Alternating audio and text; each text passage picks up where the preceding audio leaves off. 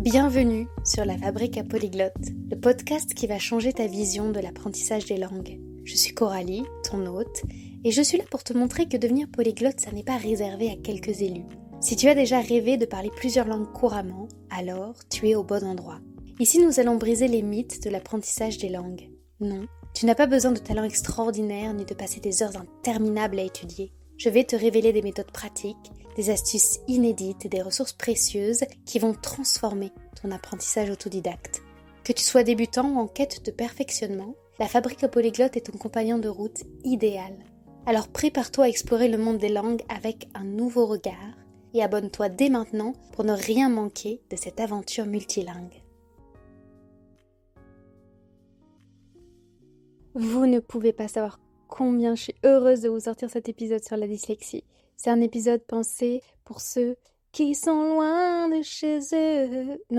Qui sont loin de l'anglais, qui ont été diagnostiqués dyslexiques, qui se soupçonnent d'être dyslexiques ou qui ont une pensée particulière pour quelqu'un de leur entourage, qui ont eu des difficultés spécifiquement avec l'anglais, alors qu'avec d'autres langues romanes, par exemple, c'était pas ces crèmes. Celles et ceux qui ne croient pas que l'anglais soit une langue facile, toutes les curieuses et tous les curieux enfin, qui veulent connaître une autre approche de l'apprentissage des langues et de l'anglais. Pourquoi est-ce que je suis heureuse de faire cet épisode ? J'avais, je sais pas si c'était ma meilleure amie de primaire, mais en tout cas une très très bonne amie de primaire, qui, était dyslexique, qui est dyslexique. Dans mon quotidien, je le voyais à peine, hein. Je remarquais juste qu'elle confondait les B et les D au niveau de la lecture, ou les B et les P. Mais par contre, j'avais vu et j'avais su que toute sa scolarité, on l'avait dissuadée de faire des études longues alors qu'elle rêvait d'être archi. Quand je dis on, je parle du personnel éducatif. Et j'ai revu cette amie au sortir de ses études d'archi parce qu'elle y est arrivée. Elle avait passé plusieurs mois à la fin de son dernier examen à travailler sur le TOEIC. Le TOEIC, pour ceux qui ne connaissent pas, c'est un test standardisé qui mesure les compétences en anglais d'une personne dont ça n'est pas la langue maternelle. Bref, si elle ne réussissait pas son TOEIC, elle n'avait pas son diplôme d'archi. Comme c'est une jeune femme déterminée, elle avait travaillé comme une folle, elle était même plus à l'école d'archi, c'était fini, c'était après post-scolarité, elle avait un temps donné pour valider son diplôme. Elle l'a obtenu, quelques points au-dessus du minimum demandé, mais sans aucun plaisir. Et on va en reparler dans l'épisode d'aujourd'hui de ces élèves qui se retrouvent menacés de ne pas pouvoir valider leur diplôme parce qu'on ne leur propose aucun aménagement sur le TOEIC. En tout cas, ce qui me touche ici, dans le fait de pouvoir sortir cet épisode, c'est la possibilité de ramener du fun, de l'intérêt et du plaisir linguistique, au moins pour l'anglais, à ceux qui ont renoncé. Et combien je les comprends. Que je trouve ça courageux, passer plusieurs semaines / mois, travailler un examen qui ne vous plaît pas et se dire il faut, je vais le faire, sans imaginer une seule seconde que ça peut être agréable, que ça peut être adapté à soi, que ça peut être adapté à sa manière d'apprendre, de comprendre, d'acquérir les sons, etc., etc. Parce qu'aujourd'hui, nous allons nous entretenir avec Carole Vladon, qui accompagne les adultes et les adolescents dyslexiques dans la préparation au TOEIC, mais pas seulement, dans plein d'autres choses. Elle propose un accompagnement qui permet de reprendre confiance et de grandir en compétences dans l'acquisition de l'anglais. Attendez, je suis pas très sûre de la fin des explications, donc on va entendre directement de sa bouche qui sont les personnes avec qui elle travaille. Pour le profil de mon apprenant, alors c'est un adulte ou un adolescent qui a atteint d'un trouble neurodéveloppemental durable, un trouble spécifique de l'apprentissage avec déficit en lecture, qu'on appelle plus communément aujourd'hui la dyslexie. Il touche l'apprentissage du langage écrit et ou de la lecture en fait. On appelle dyslexie et dysorthographie, ça marche souvent ensemble. Voilà, donc pour l'apprentissage de l'anglais. Voilà pour une présentation en bonne et due forme. D'ailleurs, il faut que je t'avoue quelque chose par rapport à cette interview. Je te dis en introduction que je suis hyper heureuse de pouvoir te proposer cet épisode. Pourtant, dans l'entretien que tu vas voir, j'ai plutôt la voix de quelqu'un qui a 2 temps, mais c'est que j'étais tellement concentrée dans l'idée d'utiliser les bons mots, d'être au plus juste au niveau de mon lexique. Et pourtant, c'est ça l'ironie du sort, dans la majorité des questions, je mets précisément les pieds dans le plat. Je m'étais jurée de ne pas utiliser la formulation « atteint de dyslexie » parce que la dyslexie, c'est pas une maladie et qu'en plus, en vrai, j'utilise jamais cette formulation. Je disais ma meilleure copine est dyslexique. Je disais pas ma meilleure copine est atteinte de dyslexie. Enfin, on va savoir pourquoi, magie du cerveau, mais le fait de m'être donné l'injonction d'éviter cette formulation fait que c'est précisément celle que j'ai employée. Je t'assure, quand j'ai écouté les rushs de l'interview, je me suis dit, mais c'est pas possible. Il va falloir que tu me pardonnes. Me pardonner cette formulation stigmatisante. Je suis désolée. Bon, trêve de bavardage. Enfin, c'était pas du bavardage, c'était important. Mais je veux dire que je vais éviter de faire plus de bavardage parce que on a un épisode très instructif qui nous attend. Alors sans plus tarder, je te laisse le découvrir. Bonne écoute. Bonjour Carole, je suis ravie de t'avoir sur la Fabrique à Polyglot pour un sujet aussi important que la dyslexie.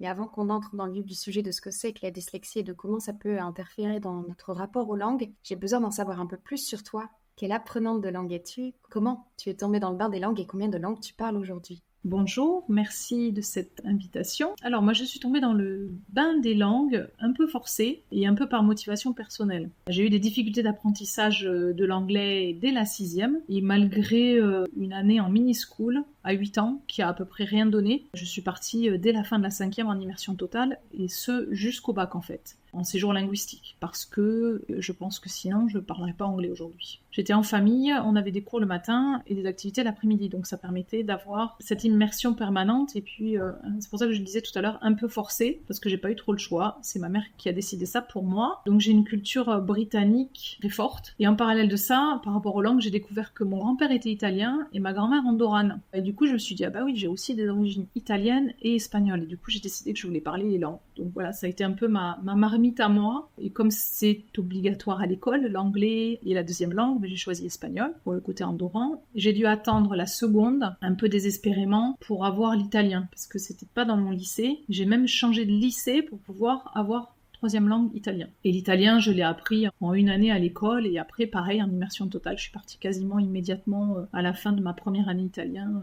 J'ai rencontré une Italienne, c'était une grande histoire d'amitié et donc ça m'a permis d'être bilingue italien aussi. Et comment tu es venue à travailler avec les adolescents et les adultes dyslexiques pour l'anglais? Ça a été une longue réflexion, mais mon déclencheur, ça a été mon fils en fait, qui en 6e avait les mêmes troubles que moi, en tout cas les mêmes difficultés que moi pour l'apprentissage de l'anglais et j'ai cherché quelqu'un qui était spécialisé dans l'apprentissage de l'anglais pour les dyslexiques. Ça remonte à un petit peu moins de 10 ans et j'ai pas trouvé. Donc j'ai développé en fait ma propre méthode adaptée à sa spécificité. Donc j'ai fait des fiches couleurs, beaucoup de répétitions et on a travaillé sur la phonologie. C'est comme ça que j'en suis venue à la méthode que j'utilise aujourd'hui. Et comme j'étais bilingue, c'était plus facile pour moi. Et puis comme il a accepté de travailler avec moi, parce que c'est pas forcément évident pour les parents, ça fait quand même 2 conditions très importantes. Le fait d'avoir la pédagogie et que l'enfant soit OK pour travailler avec le parent, ça fait beaucoup de conditions pour réussir. Et en fait, ça a fonctionné très très bien. Effectivement, il y a besoin d'un lien de confiance. J'arrive pas du tout à me représenter combien de personnes sont atteintes de dyslexie et combien de personnes sont concernées sur une classe de 30 personnes par exemple. Sur une classe de 30 élèves, il y a au minimum un élève, voire 2. En fait, on parle de 5 à 8%, sachant qu'il y a beaucoup de gens qui sont dyslexiques mais qui le savent pas parce que la détection, je dirais le dépistage, c'est pas une maladie, mais la détection est pas automatique et se fait de plus en plus. Donc on a l'impression qu'il y en a de plus en plus, mais en fait il y en a toujours eu, c'est juste qu'on les avait pas identifiés. Et moi-même, je pense que je le suis, de par mes difficultés à l'école, mais on n'était pas détecté systématiquement. Donc on parle de un peu moins de 10% en France. Et comment, si on parle de détection, et là je m'intéresse spécifiquement à l'anglais, comment on peut s'en rendre compte? Quel type de difficultés on va rencontrer si on est du point de vue de l'élève ou si on est le parent? Comment on peut se rendre compte que notre enfant serait atteint de dyslexie? On va s'en rendre compte. Alors, l'apprentissage de la lecture, ça se fait officiellement en cours préparatoire, donc à partir de 6 ans. Et la lecture vraiment doit être en place, si on s'en tient aux prérogatives académiques, à la fin du CE1, c'est-à-dire à la fin du CP, à la fin des 7 ans, 7-8 ans. Si c'est compliqué, c'est là qu'il faut vraiment se poser la question, mais on va s'en apercevoir dès les 3-4 premiers mois d'acquisition de la lecture à l'école. La dyslexie, c'est une difficulté à acquérir et à reproduire les mécanismes de la lecture, c'est pas quelque chose de naturel, ça s'apprend et donc on a du mal à conceptualiser, à automatiser les sons de la parole, à relier les sons aux lettres, donc c'est lié aussi, tout est lié aussi à l'écriture. On a du mal aussi à mémoriser les mots. Donc ça va se confirmer, au niveau du CE1. On peut faire des tests Moi, je m'en suis rendu compte pour mon fils quand même très rapidement à l'école maternelle, parce que il a eu la chance d'avoir une instite qui avait eu un enfant dyslexique, donc elle a tout de suite repéré qu'il y avait des problèmes, ne serait-ce que sur l'alphabet, sur sa façon de se comporter, il était différent. Et on a fait les tests avant 6 ans, qui sont spécifiques à cet âge-là, et il y a des tests après. Et ça confirme, et ça vient donner des indications sur, voilà, il y a un problème de trouble d'attention, de trouble de la dyslexie. Pour moi, un enfant est heureux d'apprendre, donc si c'est compliqué pour lui, c'est qu'il y a une difficulté et qu'il faut l'aider, en fait. Et ça intervient pas sur la compréhension orale et l'expression orale, c'est vraiment sur le côté lecture et écriture. Si, aussi, parce que ils ont quand même des difficultés. La dyslexie, tu vas aussi avoir des problèmes de mémorisation aussi. Tu as des problèmes de mémoire. J'en reviens à mon fils, mais j'ai aussi mes jeunes apprenants, hein, mais à partir de 10 ans. Mais même avant 10 ans, ils ont du mal à exprimer, à mettre des mots sur ce qu'ils ont envie de dire. Moi, mon fils me disait, mais je sais pas t'expliquer en fait ce que je veux te dire. Donc, ils manquent de vocabulaire, ils ont des difficultés à s'exprimer parce qu'ils oublient les mots, parce qu'ils oublient le sens des mots. Il y a plein de choses qui sont très compliquées. Donc, il y a une discrimination auditive, une discrimination visuelle, et ce lexique interne qui ne se crée pas normalement, on va dire, si on peut parler de normalité. Et est-ce que tu penses qu'il y a des adultes parmi les auditeurs qui nous écoutent qui peuvent en être atteints sans le savoir? Oui, il y en a énormément. Il y en a énormément. Et moi-même, j'en fais partie. Moi, j'ai jamais été détectée. J'ai toujours eu des problèmes à l'école. On m'a toujours dit, tu t'en sortiras parce que tu travailles. Et aujourd'hui, à observer mon fils, j'ai eu exactement les mêmes difficultés que lui. C'est pour ça que je disais tout à l'heure qu'il y en a de plus en plus. Mais c'est pas qu'il y en a de plus en plus, c'est qu'il y en a encore une fois toujours eu, mais qui n'étaient pas dépistés et détectés. Ça se règle puisque ces personnes-là, souvent, on les retrouve à des postes clés en plus. Donc, j'en ai dans mes clients qui le savent aujourd'hui, mais qui ont un niveau dans l'entreprise qui est assez exceptionnel par rapport au regard de leurs troubles de départ. Ça, c'est plutôt encourageant. Oui. Oui, ce que j'ai envie de dire là, c'est qu'il y a quand même... pour les plus connus, on a quand même Richard Branson qui est un grand dyslexique et qui d'ailleurs le crie haut et fort. Donc Michael Chanteur aussi l'est, Tom Cruise, il y a plein de gens. Alors bien sûr, oui, je prends des exemples de personnes qui sont hyper célèbres, mais il y en a aussi plein en France qui sont dyslexiques et encore une fois, qui font des belles carrières. Bon, on sait déjà que ça peut ne pas nous limiter dans notre projet, dans nos ambitions professionnelles, donc ça c'est... Non, nos limites, complètement, nos limites, c'est vraiment nous-mêmes, nous en tant que parents, qui les mettons à nos enfants. Le tout, c'est de comprendre la difficulté. Moi, c'est ce que j'ai mis des années à faire avec mon fils. Et tu disais que tu avais développé pour lui une méthode qui est unique en France. Ça a été quoi ton processus pour la développer? Et c'est quoi les ingrédients de cette méthode? Alors mon processus à moi, c'était, je suis passée par la phonologie parce qu'en fait, quand on apprend une langue, le petit français, on va partir du petit français, de 0 à 6 ans, il écoute et il reproduit en fait. Donc si on écoute un enfant parler, il parle comme son parent. Et je suis partie de ce constat et je me suis dit, il y a plein de sons en anglais qu'on n'a pas en français et c'est ça que je dois faire avec lui, c'est que je dois d'abord favoriser l'oral pour l'aider à rentrer dans la langue. Et cette méthode que j'utilise, en fait, elle a été développée et marketée par Odile Gaulier, qui était une maman de dyslexique aussi,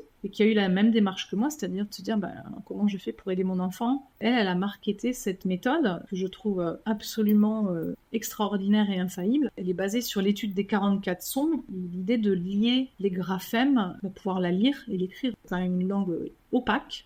C'est les mots d'Odile. C'est une réalité liée à son histoire, parce que c'est quand même un mélange de plusieurs origines, l'anglais. On a du vieux norrois, on a du... Comme je dis à mes petits élèves, j'ai fait un petit peu d'histoire de France, l'histoire du monde, des Vikings. Ils sont venus avec leurs gros bateaux en Angleterre, et donc il y a des traces de vieux norrois. On a eu aussi les invasions inno-germaniques, donc il reste l'Angleterre, on parle des pays anglo-saxons, donc les Angles et les Saxons, les Jutes, ce sont quand même les peuples des pays danois, Pays-Bas, etc. Et puis on a eu Guillaume le Conquérant qui est venu en Angleterre avec ses amis les Normands et qui est resté quelques années. On a parlé français à la cour d'Angleterre pendant près de 300 ans, donc on a tous ces mélanges-là, et du coup ça en fait une langue quand même pas très logique. Et même quand on a un semblant de logique, et que j'ai des élèves qui me disent « Ah, tu vois, il y a quand même une logique. » Je dis « Oui, mais alors attends, le son suivant, je vais t'expliquer. Tu as 2 façons d'écrire, tu as EI et IE.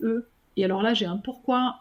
C'est comme ça en fait. Il n'y a pas vraiment d'explication rationnelle sur pourquoi on écrit IE, EI et que ça se prononce exactement pareil. Tu accompagnes des adolescents et des jeunes adultes, c'est à partir de quel moment, quel âge, que pour l'anglais, encore une fois, on doit avoir un accompagnement adapté ou des formations spécifiques pour la dyslexie? Alors, en tout cas, pour la méthode que moi j'utilise, ce qui est, je pense, très efficace, c'est de le faire juste avant l'entrée en 6e au mois d'août, là, juste avant la rentrée, parce qu'on va faire une première entrée en matière très concrète sur les sons anglais. Parce que c'est pas fait à l'école, ça, c'est pas une méthode qui est utilisée à l'école, en tout cas très peu de ce que j'en sais. Mais sur des enfants dyslexiques, il faut quand même s'assurer qu'ils ont aussi toute cette conscience phonémique et la conscience phonologique, pouvoir ensuite rentrer dans l'étude de la langue et comprendre les sons, les phonèmes, les graphèmes, etc. Parce qu'on a quand même cette histoire de 44 sons en anglais avec 1120 façons de les écrire, alors qu'en français, on n'est qu'à 37 pour 190 graphèmes, donc c'est 6 fois plus en anglais. Et si c'est pas en place pour le français, ça va être compliqué de le mettre en place pour l'anglais. Et est-ce que tu aurais développé, parce que j'y pense, l'anglais c'est effectivement une langue qui a une orthographe très différente de la prononciation. Est-ce que tu aurais une méthode différente pour l'italien ou pour l'espagnol? Eh ben non, parce que pour information, je crois qu'il y a 20% de dyslexiques en Angleterre, enfin en tout cas au Royaume-Uni ou sur les anglophones,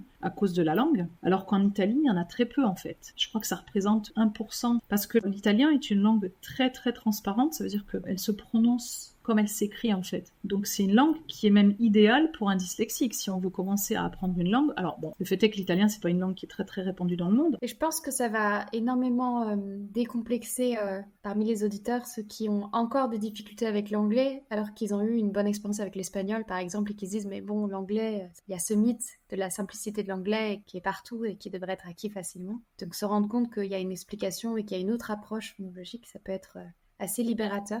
Et dans ton accompagnement, tu intègres tout ça, mais aussi les neurosciences et la PNL, la programmation neurolinguistique. Oui. Dans quel contexte? La PNL, alors je l'utilise, je dirais pas trop avec les enfants en séance, mais avec les adultes. D'ailleurs, c'est souvent, ils me disent très rapidement, dès la première séance en fait. Moi, je suis bloquée, j'ai jamais réussi à parler, j'ai peur de prendre la parole, je manque de confiance. C'est ce qu'on entend d'une manière générale, même chez les non-dyslexiques. Hein. C'est très caractéristique de situations précises ou de traumatismes liés à une expérience, quelle qu'elle soit. Puis il y a aussi le peur de manquer de vocabulaire, mais tout le monde manque de vocabulaire. Même moi, j'ai pas la prétention de maîtriser tous les sujets qui me sont demandés par mes élèves. Donc je leur dis, ça demande parfois de la préparation. Peur de dire une bêtise. Et je leur apprends des façons de demander, de poser la question en anglais ou même dans la langue étrangère. Je l'ai fait beaucoup en italien, c'est comme ça que j'ai développé mon lexique en italien. Je leur apprends à poser la question ou alors à donner une définition pour que la personne qui est en face de nous puisse dire « Ah ben oui, c'est ce mot-là ». Et la PNL, elle vient en support pour aller travailler tous ces blocages en fait. Et du coup, on se sent mieux. Après, c'est même un bien-être physique, au-delà du mental, bien-être physique, de se dire ah bah, tiens, oui, c'est vrai, tiens, j'ai parlé, je me suis rendu compte que j'ai parlé et j'ai pas eu cette peur. L'accompagnement émotionnel, c'est vrai qu'on en a tous besoin. Dans ta méthode, tu intègres aussi des notions d'orthopédagogie. Qu'est-ce que c'est? En quoi ça consiste? L'orthopédagogie, je suis pas orthopédagogue, je suis pas orthophoniste, mais clairement la méthode qu'a développée Odile, en fait, elle s'inspire des techniques de l'orthopédagogie. En fait, on choisit de passer par l'oral comme on a appris le français, c'est ce qu'on disait tout à l'heure. Hein. On va étudier les 44 sons anglais pour faire le lien graphophonique. Encore une fois, on va entendre un son et regarder comment il s'écrit, et comment il se voit, comment il se lit, et en fait, la boucle est bouclée d'une certaine manière. Donc c'est une forme d'éducation dans la méthode. On va pouvoir connaître, reconnaître et mémoriser la phonétique anglaise, et on va être capable de prononcer n'importe quel mot anglais. Donc, de ma façon de fonctionner avec les élèves, en fait, on prend tout ça en compte et on en revient à la motivation, aux émotions, à la cognition. Voilà, pour moi, c'est un tout. Quel conseil tu donnerais à une maman qui voit son enfant en difficulté? Qu'elle me contacte, parce que j'ai la solution, bien sûr. Mes élèves obtiennent en moyenne 3 points de plus si on est dans le système scolaire. Je parlais tout à l'heure de mon petit élève qui a eu 20 sur 20, une autre qui a eu 17, elle m'a dit avec triomphe, j'ai même eu une meilleure note que la meilleure de la classe. Donc c'est quand même, en termes de remédiation et de confiance en soi, c'est spectaculaire. On disait aussi tout à l'heure que les dyslexiques parlent anglais, hein. Richard Branson, Tom Cruise, Mika en plus il parle, je crois, français, libanais, je crois qu'il est vraiment polyglotte. J'irais le signaler aux profs, en toute bienveillance, en disant bon, voilà, mon fils ou ma fille est dyslexique, soyez indulgents et essayez d'adapter en fonction de ses difficultés. Et puis je dirais favoriser l'oral absolument, parce que même s'ils doivent écrire, l'oral c'est quand même déjà très très important. Même ceux qui n'ont pas de problème de dyslexie ont beaucoup de mal à parler. Donc un dyslexique qui va parler, déjà on lui donne un avantage et en plus il aura un avantage en entreprise puisqu'il saura déjà parler. Et clairement ça donne un avantage sur tout le monde dans le monde du travail. En parlant du monde du travail, toi tu as une expérience professionnelle à l'international, tu es polyglotte aussi. Comment ton expérience, elle influence la manière dont tu accompagnes les adolescents et enfants, et adultes, pardon. Et adultes aussi, ouais.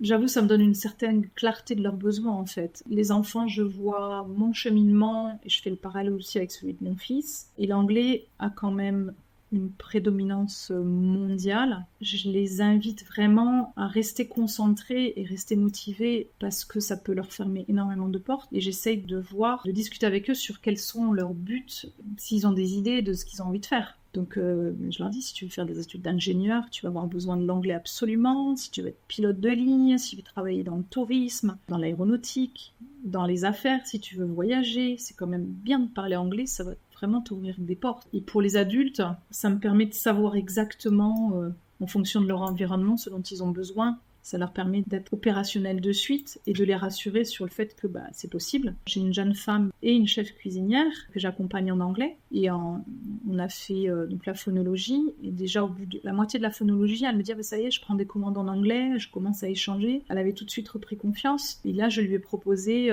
d'adapter spécifiquement, malgré le fait qu'on soit en train de faire de la grammaire, on va adapter spécifiquement au métier de la restauration. On a eu comme ça plein de petites bribes de ce qui fait ton accompagnement. Est-ce qu'il y a des choses qu'une personne non dyslexique aurait aussi intérêt à faire pour mieux apprendre l'anglais? Passer par la phonologie, je suis assez butée là-dessus, mais j'avoue que même moi, je voulais pas au départ parce que ça m'intéressait vraiment pas. Et quand j'ai fait la formation, je me suis rendu compte de la puissance et de la clarté que ça pouvait donner à l'apprentissage de la langue. Donc j'ai trouvé que ça devrait être systématique en fait. Ça représente une dizaine d'heures, mais ça permet de gagner tellement de clarté sur tout le cheminement de l'apprentissage. Ça évite aussi l'immersion totale. Je dirais que si on n'a pas les moyens de partir en Angleterre, enfin aux États-Unis, peu importe, je dirais même faire la phonologie et partir en immersion totale après, c'est le combo gagnant. Et donc ton accompagnement, c'est un accompagnement sur 10 heures, sur l'année? Qu'est-ce que tu proposes exactement? Alors c'est un accompagnement, en fait il est morcelé et ça dépend des besoins. Pour les jeunes, notamment ceux qui vont rentrer en 6e, la phonologie suffit, parce qu'après il y a tout le processus scolaire. Après, ils reviennent me voir s'ils ont besoin, mais déjà, rien que la phonologie, ça aide énormément. Pour un 6e qui est dans l'apprentissage, pour la fin de l'année, on aura besoin de passer par la phonologie et par la grammaire fondamentale et de reprendre tous les fondamentaux pour remettre le pied à l'étrier et repartir sur de bonnes bases. Et après, au fur et à mesure qu'on avance dans les apprentissages, ça peut être quelque chose de beaucoup plus complet. Donc, encore une fois, j'aime bien repasser par les bases, même si on peut accélérer sur certaines parties. Mais en général, les temps ne sont pas du tout acquis. Les temps de base, présent simple, présent progressif, on ne fait pas du tout la différence. On ne sait pas utiliser le prétérit. Première chose qu'on me dit souvent, c'est « Ah, moi, les verbes irréguliers, je suis fâchée avec ». Et c'est tout le temps les mêmes choses qui reviennent, en fait. Puis les prépositions sont mal utilisées, sont mal placées dans les phrases. Donc en fait, en fonction du niveau, je m'adapte, mais je dirais module 1 phonologie, module 2 grammaire fondamentale, module 3 on approfondit la grammaire et on va vraiment travailler sur l'oral et tout au long on va travailler sur la confiance, sur le comportement avec la langue, tout ce qui va avec tout l'émotionnel et puis on s'amuse surtout. En présentiel et en distanciel, tu fais ça? Oui, je fais beaucoup en visio, ça marche très très bien. Où est-ce que nos auditeurs peuvent te retrouver? Et j'ai un site web langue-passion.fr où on peut m'écrire parce qu'il y a un lien. Mais LinkedIn, voilà, je mets beaucoup de choses sur LinkedIn, beaucoup d'informations. Tous les liens seront dans tous les cas dans la description de cet épisode. Comment est-ce que tu vois la suite de l'enseignement pour les personnes dyslexiques? Est-ce qu'il y a des évolutions que tu as notées sur ces dernières années? Non, j'ai surtout noté que la France continue de perdre des places d'année en année, donc je comprends pas très bien ce qui se passe parce que pourtant on a un pléthore d'organismes de formation et il y a beaucoup d'aides et le CPF, etc. Pourtant, j'ai pas l'impression que la situation évolue. Moi, ce que je voudrais dire au niveau de l'anglais, et notamment pour les élèves dyslexiques, parce que c'est souvent ce qu'on me rapporte, c'est que j'ai beaucoup d'élèves ingénieurs qui viennent me voir souvent un peu en panique.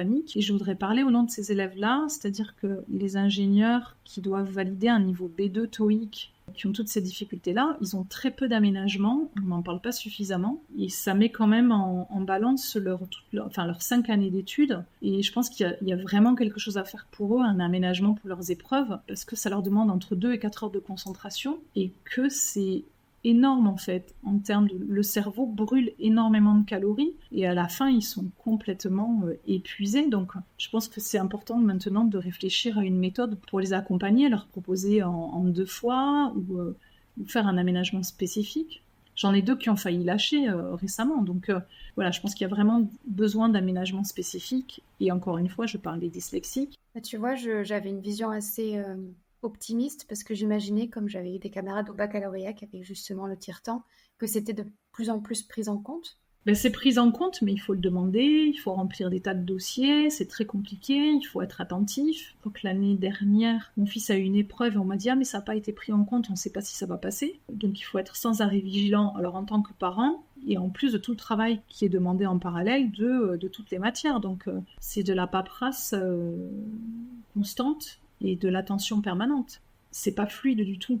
Et c'est un vrai problème. Avec qui tu penses qu'on devrait continuer cette discussion qu'on a aujourd'hui sur la fabrique à polyglotte? Est-ce que tu as quelqu'un en tête? Oui, je pense à Sonia Cardozo, qui est coach d'anglais aussi, et qui, elle, associe l'hypnose à la pratique de l'anglais. Alors ça rejoint un peu la PNL, mais c'est une autre technique.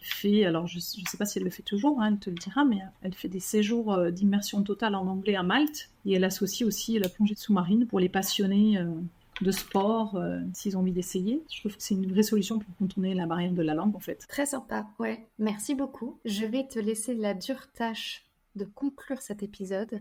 Qu'est-ce que tu veux absolument qu'on sache sur la dyslexie dans l'apprentissage de l'anglais? Je dirais que les dyslexiques peuvent parler anglais. C'est juste une question de méthode et d'accompagnement, en fait. Et appelez-moi, je vous explique tout. Merci d'avoir écouté cet épisode de la Fabrique à polyglotte jusqu'à la fin. J'espère sincèrement qu'il a été enrichissant pour toi.